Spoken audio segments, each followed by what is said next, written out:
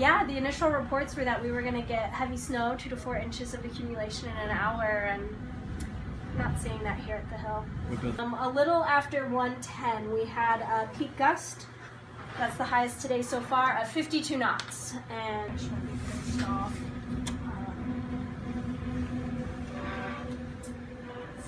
in the instance where like the minimum thermometer had an air bubble, it took us a couple days to, and that's an instance where we decided